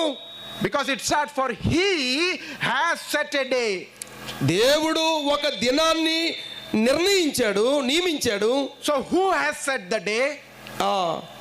Who has set the day of judgment? ఆ దినాన్ని ఎవరు నిలబడతారు? I don't know, you don't know, no one knows. ఎవరు తెలియదు. God has set a date for judging you and me. కానీ దేవుడు తీర్పు తీర్చడానికి ఒక దినము లేదా ఒక డేటును కూడా ఆయన నిర్ణయించాడు. And how he will judge is mentioned in Acts 17:31. అలాగే 17:31లో అపోస్తల కార్యంలో ఎలాగూ దేవుడు తీర్పు తీరుస్తాడని కూడా రాయబడింది. He says he will judge with justice. ఆయన న్యాయముతో తీర్పు తీరుస్తాడు. There will be no partiality. అక్కడ ఎలాంటి పక్షపాతము లేదు. Oh, I belong to this family, so I will be in heaven, no judgment. No. ప్రియులారా, నేను ఫలానా సంబంధమైనటువంటి కుటుంబానికి సంబంధించిన వారిని, నాకు ఈ యొక్క శిక్షతో పని లేదు అనుకోకండి. Oh, you may claim I have been a believer for so many generations. That is not going to matter.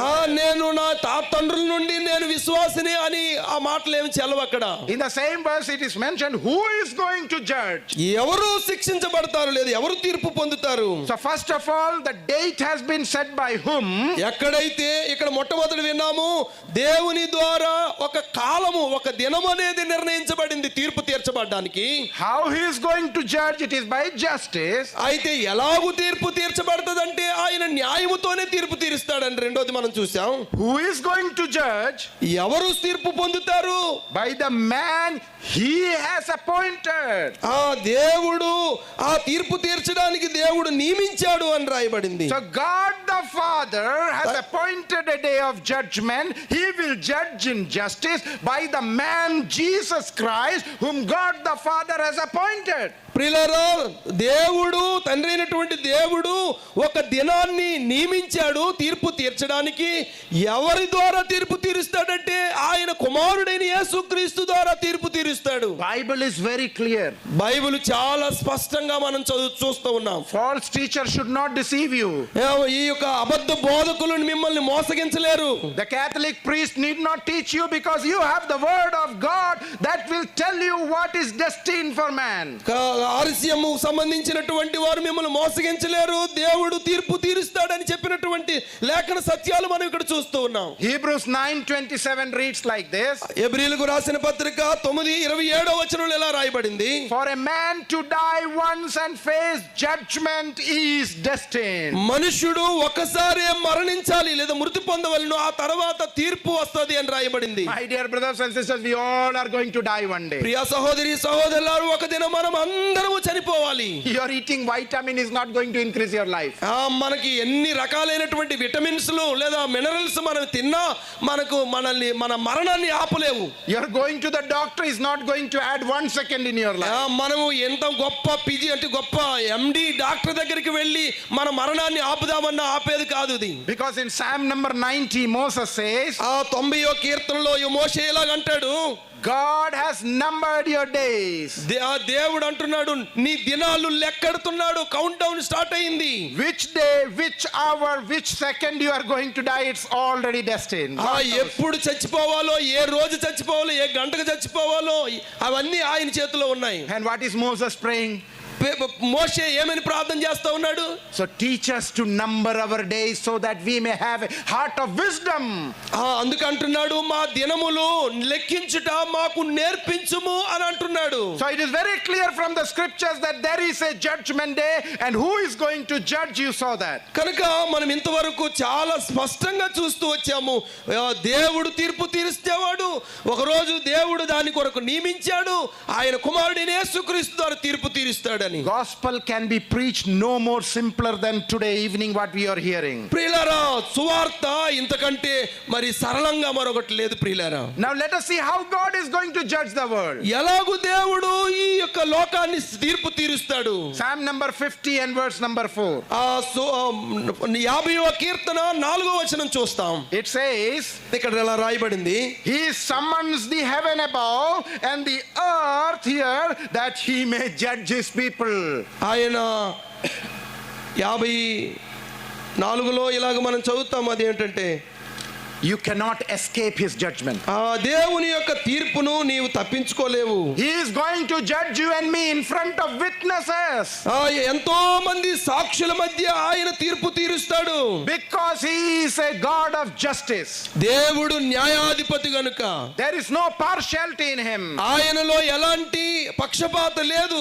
Now who is he going to call as witness? దేవుడు ఎవరిని సాక్షులుగా ఉంచుతాడు తెలుసా? It says he is going to call heaven as a witness. పరలోకము అక్కడ సాక్ష్యము. And not only heaven, he is saying the earth will be a witness. పరలోకం మాత్రమే కాదు, దేవుడు తీర్పు తీర్చడానికి సాక్ష్యము, భూమి కూడా సాక్ష్యమే. You may say, I am not living in heaven. నేను నువ్వు అంటావేమో నేను పరలోకంలో లేను. So what is heaven going to do to me?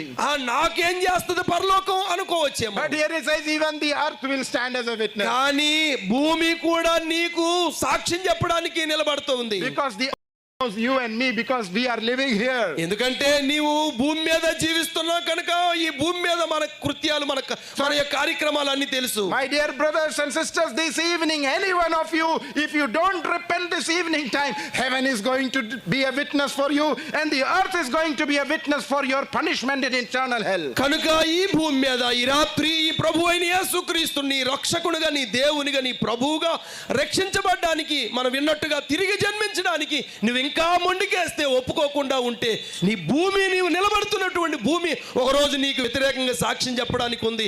నీవు పైన ఉన్నటువంటి ఆకాశము కూడా లేదా పరలోకం కూడా నీకు సాక్ష్యం చెప్పడానికి సిద్ధంగా ఉంది. You know, it is not only the heaven and the earth. కేవలము పరలోకము భూమి మాత్రమే కాదు. You know, when you go to the court, to the judge, they need witnesses. మనము కోర్టుకు వెళితే ఆ కోర్టు బోన్లో నిలబడితే కొంతమంది సాక్షులు చూస్తాం. God does not need witness for judgment. ఆ దేవుడు సాక్షులను ఉంచాడు. But yet he will bring witnesses for our judgment. మన యొక్క శిక్ష, మన యొక్క తీర్పు నిమిత్తము సాక్షులను తీసుకొస్తాడు. Habakkuk chapter 2 and verse 11 reads. హబక్కూకు రాసిన పత్రిక గ్రంథంలో 2వ అధ్యాయము 11వ వచనంలో the other witness that we see there. అక్కడ మిగతా సాక్షులు గురించి చదువుతాం. Oh, the stones of the wall will cry out. ఈ యొక్క రాళ్ళు కేకలేస్తాయి. You know, we all have stones in our houses, right? మన ఇంట్లో చాలా రాళ్ళు ఉంటాయి కదా. Okay, if you don't have stones, then it says the beams of the woodwork will echo it. ఒకవేళ మనకు ఇంట్లో రాళ్ళు లేవనుకోండి, కేవలము ఈ యొక్క కర్రతోనే చేయబడినటువంటి వస్తువులే ఉన్నాయి అనుకోండి. Let me ask you one question. How many of your houses have stone? మీ ఇంట్లో నిజంగా రాళ్ళు ఉన్నాయా లేవా? Let me see your hands. మీ ఇంట్లో రాళ్ళు ఉన్నాయండి? Okay, only few people have stones. ఇంట్లో కొంతమంది ఇంట్లోనే రాళ్ళు ఉన్నట్టున్నాయి. Oh, you may say my house does not have stones, there is no witness. కాబట్టి మా ఇంట్లో రాళ్ళు లేవు, ఎలాంటి సాక్ష్యము ఇక ఉండదు అనుకోవచ్చేమో. God is not going to leave you. కానీ దేవుడు వదిలేది లేదు. Let me see how many people have wood in their houses. మీ ఇంట్లో మరి కర్రకు సంబంధించిన ఉన్నాయా లేవా? Oh, the పడుకున్న మంచం కూడా ఉంటది కదా. rest of the people live in air.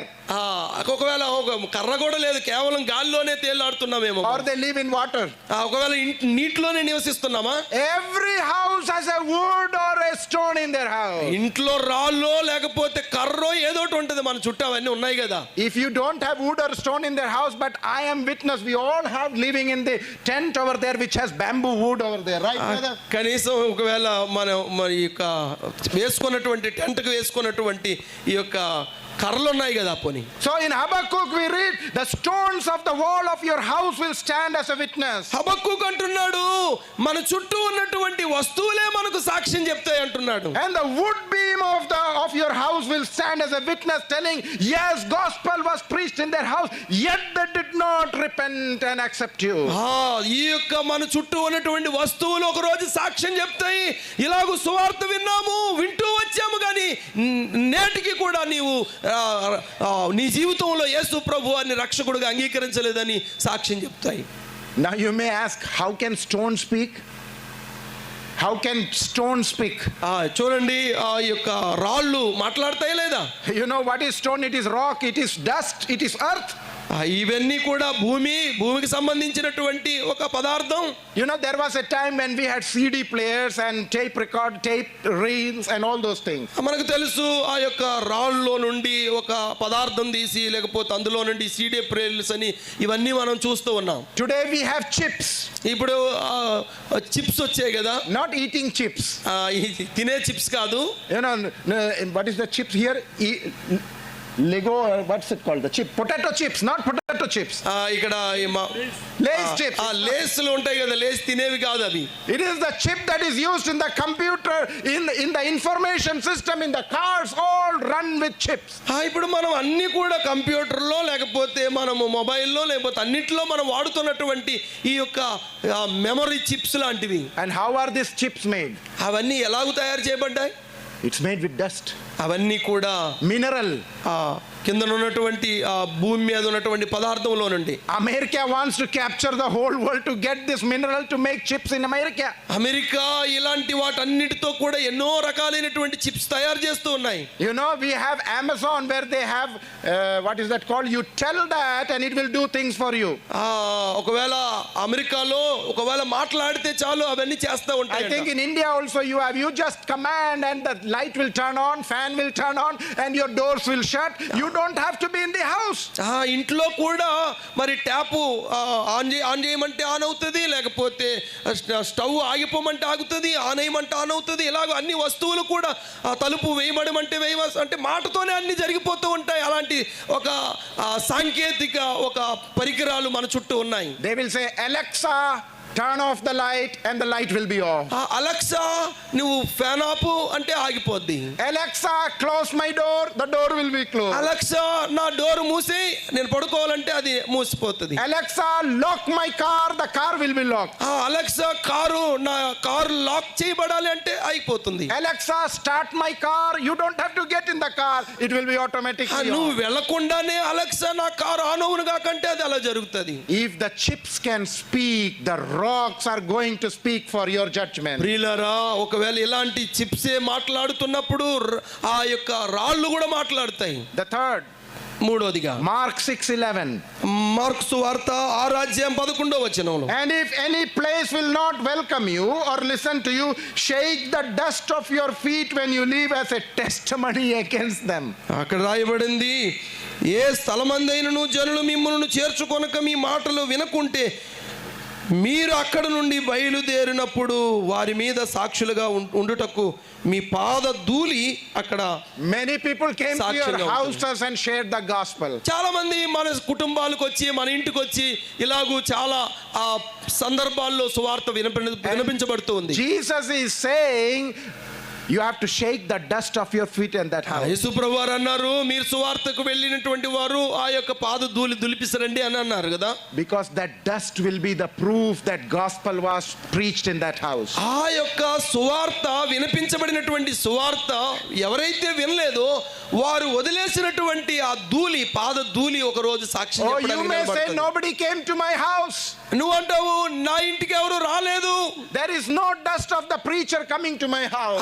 ఎలాంటి దులిపి వచ్చినటువంటి సువార్తికుడు ఎవడు లేడు. But let me tell you tonight, the dust of my shoes are here as a witness for your judgment. అయితే ప్రియులారా, నేను చెప్పనివ్వండి, నా యొక్క పాద ధూళి ఇక్కడ దులిపివేయబడుతుంది, సువార్త వినిపించబడింది అని. 2026 in the month of February on a Friday, the gospel was preached here. That is the witness by somebody coming from America and coming from Bangalore and coming from Hyderabad and preaching the gospel to the people in this village. ప్రియులారా, ఈ యొక్క స్థలములో వింటున్నటువంటి మనం అర్థం చేసుకోవాలి, మీరు ఎలాగూ చెప్పలేరు, ఎవరు రాలేదు చెప్పలేదు అని. కానీ ప్రియులారా, అమెరికా నుండి లేదా బెంగళూరు నుండి అలాగే హైదరాబాద్ నుండి ఇలాగూ ఫలానా 2026 ఈ రోజు దేవుడు మీతో మాట్లాడారనేది ఒక రోజు సాక్ష్యం చెప్పబడుతుంది. So what should we do then?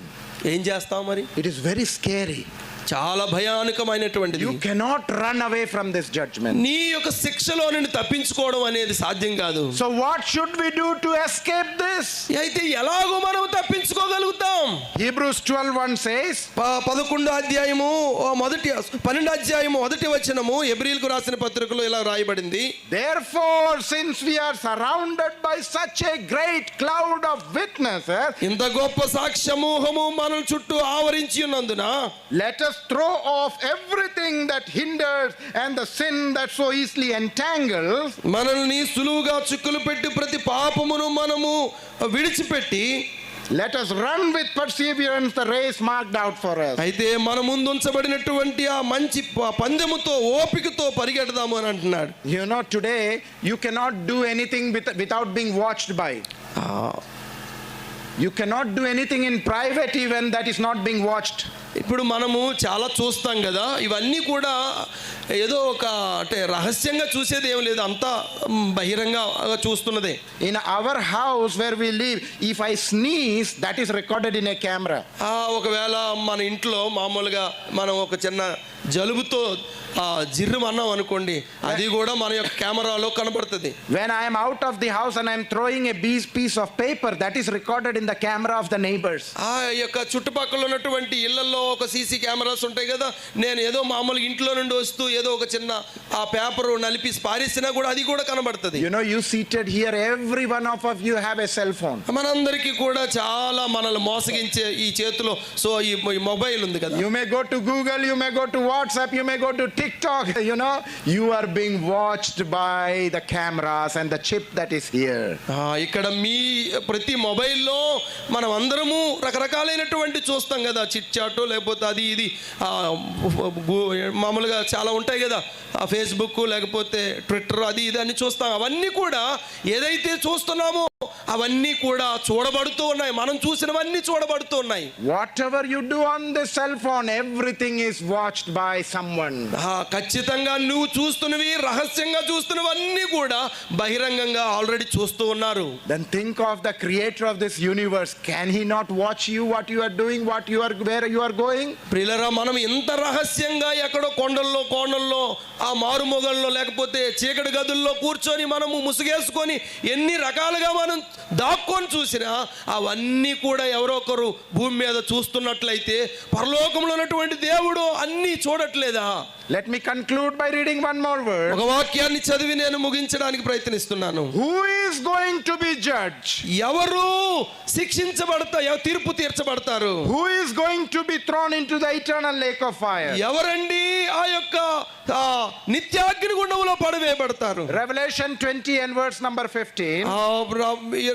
ప్రకటన గ్రంథము 20వ అధ్యాయము 15వ వచనంలో, if anyone's name was not found in the book of life, ఎవని పేరైనను జీవ గ్రంథమందు రాయబడినట్లు కనబడని ఎడల he was thrown into the lake of fire. వాడు అగ్నిగుండములో పడవేయబడతాడు. My dear brothers and sisters, this evening time you have heard the gospel. నా ప్రియ సహోదరి సహోదరులారా, ఈ సాయంత్రం వింటున్నటువంటి శుభవార్తకి it was so explained in detail who is going to judge, when is the judgment happening, how is it happening, who and where you will go with the judgment. అయితే ఇంత స్పష్టంగా మనం చూస్తాము, ఒక రోజు దేవుడు తీర్పు తీరుస్తాడు, ఎలాగూ తీర్పు తీరుస్తాడు, ఎప్పుడు తీర్పు తీస్తాడు, ఎలా అనేది ఇదంతా కూడా వివరంగా మనం చూస్తూ వచ్చాం. If your name is not written in the book of life, you are going to hell for eternal damnation. నీ పేరు జీవ గ్రంథమందు రాయబడినట్లు కనబడకపోతే నీవు నిత్యాగ్ని గుండానికి నిత్య దండనకు గురి కావాల్సిన వాడివే. But we have a God who is a loving Father. అయితే మనకు ఒక గొప్ప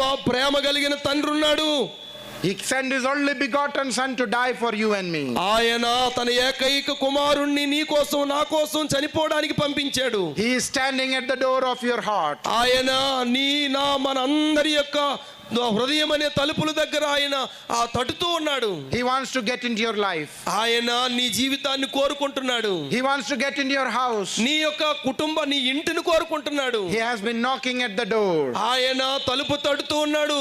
He does not need to knock at the door. ఆయన ఏదో అవసరమై ఉండి నిన్నేదో అంటే ఆయనకి ఏదో అవసరం ఉండి కాదు. But still he is waiting and knocking at the door. ఆయన ఇప్పటికీ నీవు ఆయనకు అవసరం గనుక ఆయన కోరుకుంటున్నాడు. Because he is not a thief. ఆయన ఏదో నిన్ను బలవంతంగా దోచుకునేవాడు కాదు ఆయన. Thieves and robbers break the door and enter your house. కానీ ప్రియులారా, దొంగలు ఈ యొక్క తలుపులు బద్దలు కొట్టి వారు బలత్కారంగా తీసుకోగలుగుతారు. Jesus is not a robber or a thief who will break the door of your house and enter. ఏమండి, యేసు ప్రభు వారు ఆయన దొంగల ముఠాదారుడు కాదు నిన్ను బలవంతంగా లాక్కోవడానికి. If you open this door of your life, he will enter into your life. నీవు హృదయపూర్వకంగా ఇష్టపూర్వకంగా మనస్ఫూర్తిగా ఆయనకు ప్రేమపూర్వకంగా ఆహ్వానిస్తే ఆయన నీ హృదయంలోకి రావడానికి సిద్ధంగా ఉన్నాడు. The choice is yours. నీవు నిర్ణయం తీసుకోవడానికి మంచి అవకాశము. There is only two places to go. ప్రియులారా, రెండు స్థలాలు ఉన్నాయి ఎంచుకోవడానికి. If you want to go to heaven, you have to do something. ప్రియులారా, పరలోకానికి వెళ్ళాలంటే నువ్వు చేయాల్సింది ఒకటి ఉంది. You may say, oh, I don't want to do anything. నేను ఏం చేయను అంటావేమో. That is also okay. అలాగే కానివ్వండి. You don't have to do anything. నువ్వేం చెయ్యక్కర్లేదులండి. For what? ఎందుకో తెలుసా? To go to hell. నరకానికి పోవడానికి. You don't have to do anything. నువ్వేమి చేయక్కర్లేదు, నరకానికి సీదా పోతావు. Whatever way you are living, go on living. నువ్వు నచ్చినట్టుగా జీవించు, నువ్వు నరకానికి ఖాయం. As the foolish man say, life is short, eat and drink and enjoy, anyway I am going to die. ఒక మూర్ఖుడు ఇలాగే అన్నాడు, నేను నాకు నచ్చినట్టుగా తింటాను తాగుతాను, నా జీవితం నా ఇష్టం, నాకు నచ్చినట్టుగా నేను జీవిస్తాను అన్నాడు. But the day is very near. కానీ ఒక రోజు చాలా తీర్పు దినము దగ్గరగా ఉంది. Time is very short. సమయము చాలా తక్కువగా ఉంది. Make the commitment now. ఇప్పుడే నిర్ణయం తీసుకోండి. Make the decision now. ఇప్పుడే నిర్ణయం తీసుకోండి. Bring Jesus into your life. యేసు ప్రభువుని నీ హృదయంలోకి స్వీకరించండి. Confess your sins. నీ పాపములు ఒప్పుకోండి. Register your name in the book of life in heaven. నీ పేరు పరలోకములో ఉన్నటువంటి జీవ గ్రంథంలో నమోదు చేయబడనివ్వండి. Then you don't have to worry about anything. అప్పుడు నీ జీవితం గురించి నిశ్చింతగా ఉండొచ్చు. Tonight God may give you that grace to make that decision. ఈ దేవుడు ఈ రాత్రి నీకు ఒక కృప అనుగ్రహిస్తున్నాడు నీవు మంచి నిర్ణయం తీసుకోవడానికి. May God's name be glorified and God bless you all. ఆ దేవుడు తన మహిమ కొరకే దేవుడు మిమ్మల్ని అందరినీ ఈ రాత్రి దీవించును గాక. ఇంతవరకు చక్కని సందేశాన్ని విన్నాం. సువార్త స్పష్టంగా తెలియజేయబడింది. ప్రియులరా, తీర్పు ఉంది. నీవు చేసిన దానికి నీ సృష్టికర్త అయిన దేవునికి లెక్క చెప్పాలి. ఈ రాత్రి రక్షణ దినం, ఇది అనుకూల సమయం. దాటి వెళ్ళిపోవద్దని ప్రభుపేట మనం చేస్తూ ఉన్నాను. చాలా సమయం అయింది, కానీ ఒక తీర్మానం కొరకు ప్రభు ఎదురు చూస్తూ ఉన్నాడు. దయచేసి నీ జీవితంలో ఇంతవరకు నువ్వు తీర్మానం చేయకపోతే ప్రభు దగ్గరికి రండి. తప్పించుకొని వెళ్ళిపోవద్దు. పాపంలో జీవిస్తూ బ్రతకవద్దు. ప్రభు దగ్గరికి వద్దాం. ప్రభువా, ఈ రాత్రి నా జీవితాన్ని నీకు అప్పగిస్తున్నాను. తీర్పులో నుంచి ఆయన జీవములోనికి దాటి వేస్తూ ఉన్నాడు. నిన్ను తీర్పులోనికి వెళ్ళాలి, కానీ క్రీస్తు ప్రభు వారు తీర్పు తీర్చబడ్డారు. దయచేసి ఎవరు లేచి వెళ్ళొద్దు. నేను ముగింపు ప్రార్థన వరకు ఇంతసేపున్నర 5 నిమిషాల్లో ముగిస్తాను. దయచేసి మీ హృదయంలో మీకు నిశ్చయిత ఉందా? నేను పరలోకానికి వెళ్తా నమ్మకం ఉందా? మీకు లేనట్లయితే ఇప్పుడే ప్రభు దగ్గరికి వచ్చి, ప్రభు నన్ను క్షమించు, నేను పాపిని అని ఒప్పుకోండి. దేవునికి దూరంగా ఉన్న జీవితాన్ని ప్రభు దగ్గర విడిచిపెట్టండి. ఇది చాలా కీలకమైన సమయం. తీర్మానం తీసుకోవలసిన సమయం ఇది. మీరు అలసత్వం చేయొద్దు. దేవుడు మిమ్మల్ని ప్రేమిస్తూ ఉన్నాడు. ఆయన మిమ్మల్ని ప్రేమిస్తూ ఉన్నాడు. ఆయన ప్రేమగల మాటలు మీకు తెలియజేశాడు. మీ నుంచి తీర్మానాన్ని ఆశిస్తూ ఉన్నాడు. ఒక తీర్మానం చేయండి. అందరూ కళ్ళు మూసుకుందాం. మీ హృదయంలో ప్రార్థన చేయండి. రక్షింపబడిన వారి గురించి ప్రార్థన చేయండి. నేను పరలోకానికి వెళ్తానో లేదో అన్న అనుమానం ఉన్నటువంటి వారు ఈ రాత్రి మీ హృదయాన్ని ప్రభుకి ఇవ్వండి. ప్రభువా, నేను పాపిని, నన్ను క్షమించండి అని ప్రభుకి మీ జీవితాన్ని అప్పగించండి. ప్రభు మీ హృదయాన్ని ఆయన క్షమించి ఆ పరలోక రాజ్యానికి వారసులుగా చేస్తాడు. తీర్పు నుంచి తప్పించబడి పరలోక రాజ్యానికి మీరు వారసులు కావాలని ప్రభుపేట మనం చేస్తూ ఉన్నాను. పిల్లరా, ప్రార్థన చేసుకుందాం. అందరూ కళ్ళు మూసుకోండి, ప్రార్థన చేయండి. ప్రభువా, నేను ఘోరమైన పాపినయ్యా, నీకు దూరంగా జీవించాను, శిక్షకు పాత్రున్నయ్యా, నన్ను క్షమించండి ప్రభువా. ఈ రాత్రి నా హృదయాన్ని మీకు ఇస్తున్నాను అయ్యా, నన్ను చేర్చుకోండి అయ్యా. తీర్పులోనికి రాక జీవములోనికి దాటి ఉన్నాడు అని అంటున్నాడు ప్రభు. పిల్లల ఈ సమయంలో ప్రార్థన చేసుకుందాం. జగదీష్ గారు వచ్చి ప్రార్థన చెప్తారు. వారు వెనకాల ప్రార్థన చెప్పండి. ఈ సమయంలో మీ హృదయాలు ప్రభుకి ఇవ్వండి. సౌర భాషలో ఆయన చెప్తారు, ప్రభువా, నేను పాపిని, నన్ను క్షమించండి. ప్రభువా, నేను ఘోరమైన పాపిని, ప్రభువా, నన్ను క్షమించండి అని ప్రభు దగ్గరికి వచ్చి ఆ ప్రభుని క్షమాపణ అడుగుదాం. Ambin nete nele gamang kitu nya pintu mar nya na busu ngam da tap madi nya nerse mar absu ngam tap madi ngam ben naling agi ba kudu ble sansaning ba gamang tung nya pintu mar nya na pintu nya napsele tap madi namasaring aman napsele manreng nanyin surpe tai do ruang rajaman agam benasan dir nanyin dirna dagi dak kotai kenasan nami dinalingan aplo marnya jisung gamle jatam amin.